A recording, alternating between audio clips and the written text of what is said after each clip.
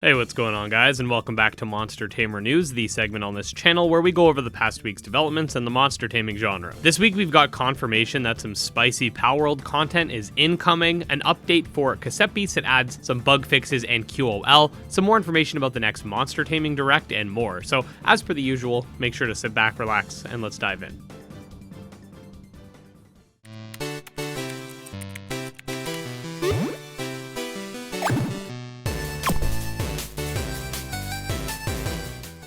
Okay, so first things first, we've got confirmation that Palworld will be present at the Steam Summer Game Fest, which very likely means we will be getting some sort of new trailer or an extended showcase. With the game releasing this year, I do have a feeling that we may get a release date announcement, but don't quote me on that. The event itself runs from June 19th up to the 25th, and of course, I will be keeping you guys updated on all of the latest developments as they pertain to monster taming. Pearl Abyss is also supposed to be there, so maybe Doki V, but I'm not getting my hopes up. Palworld has also confirmed more languages for the game, which you can see on screen now.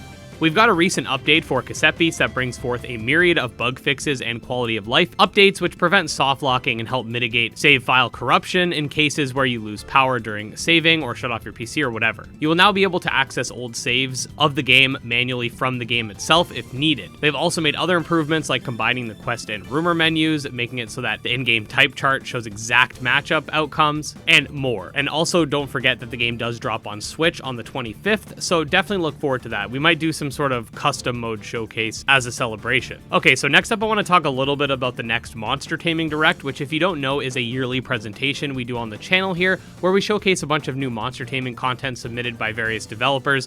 This includes stuff like trailers, showcases, all that fun stuff. Now, I'm gonna go more into this in a separate video, but we were originally exploring the idea of having 2 directs this year due to a massive influx of developers contacting me saying that they wanted to be part of the next one, and with it being an hour long for the last one, which had roughly 25 to 30 submissions, it seemed logical to do 2. That being said, we did actually have over 25 submissions for the first direct, which was originally going to come out in May. However, we saw that over half of the developers had to cancel due to various circumstances, ranging from not really being sure if they were ready to begin with and sort of just confirming in the hopes that they'd be, but others did have factors that were completely out of their control. That being said, we are going to go full force in August and stick to the 1 per year format and simply include the best of the best when it comes to submission. So if we end up having, let's say, 40 submissions for August alone, we will be choosing the best ones that keep the direct at a reasonable length, and I think this will actually make the direct even better in terms of content, so I think it's for the best. I'm also not gonna lie, I'm pretty tired after putting out all those cassette piece guides, and I am kind of sick right now, so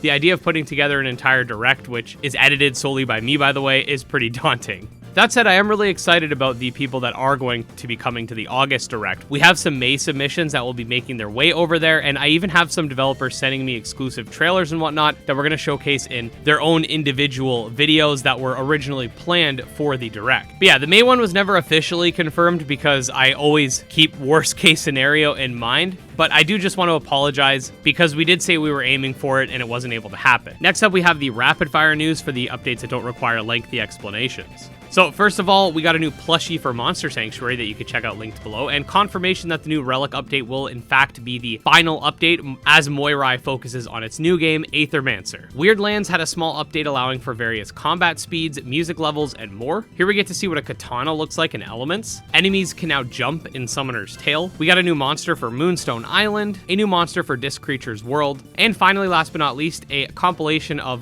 Bonk, as the developers put it, for Nanokin.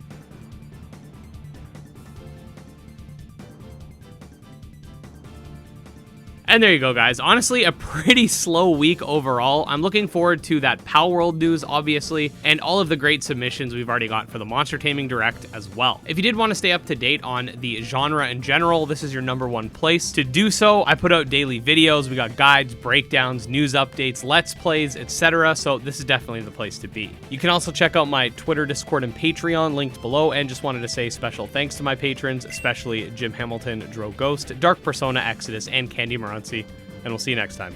Peace.